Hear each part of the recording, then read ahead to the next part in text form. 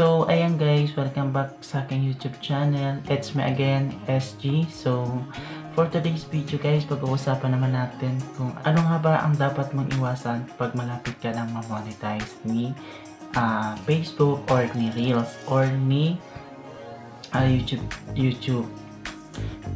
Isa sa mga dapat iwasan nyo guys ay ang pagkakaroon ng copyright. So, alam nyo guys, pag nagkaroon kayo ng copyright, tapos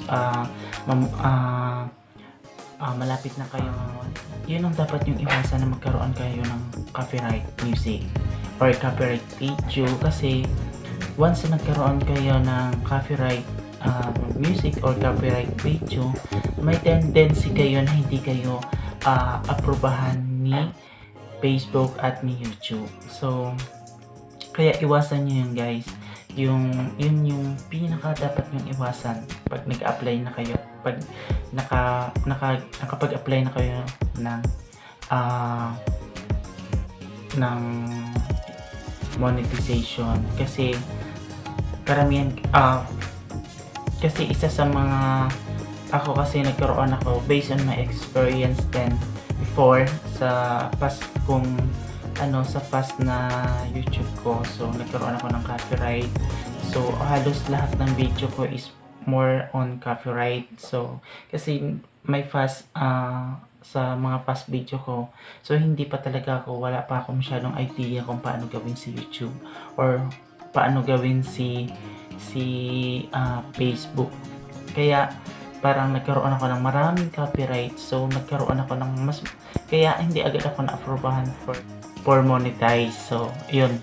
So yun na nga guys, isa pa sa mga dapat yung iwasan kapag nagpipidyo kayo, iwasan nyo yung makarinig kayo ng mga music na nasa paligid ninyo. Kasi yun din, may tendency din kayo na magkaroon kayo ng copyright music pag meron kayong mga naririnig na music sa paligid nyo.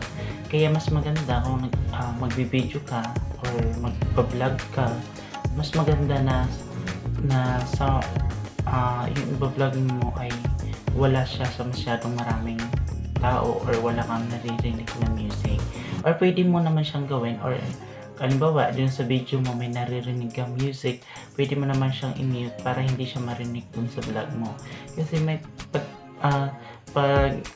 kasi pag halimbawa narinig yung music mo dun sa yung music background dun sa video mo, magkakaroon ka guys ng copyright. So yun kasi yung iniiwasan natin, lalo na kung nagbibideo tayo, kasi mahigpit kasi si YouTube and si Facebook pagdating sa mga music na naririnig natin. So kaya yun guys na dapat yung iwasan pag nagbibideo. Then pangalawa, so yung gumamit kayo ng mga music na na kinuha nyo lang sa YouTube, yung hindi nyo pag-aari yung music. Pero may dito naman sa music, about naman sa gagamitin yung music background. So mayroon naman dyan sa YouTube na ino-offer na hindi kayo magkakaroon ng copyright music. So punta lang kayo dun sa studio music ni YouTube. So nandun may mga pwede kayong gamitin na music na hindi kayo makaka-copyright. So ayun guys, thank you so much. Sana may konti ako na i-share sa inyo. So may i-share din na to guys. So for today's video guys, so gusto ko lang i-share sa inyo. So isa sa mga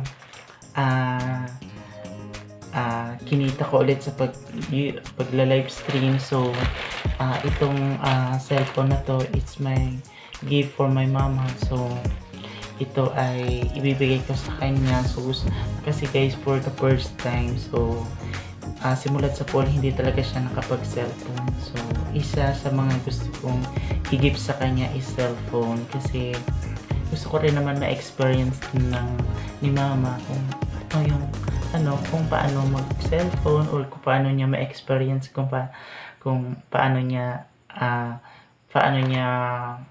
ma-experience yung magkaroon ng sariling cellphone, 'di ba?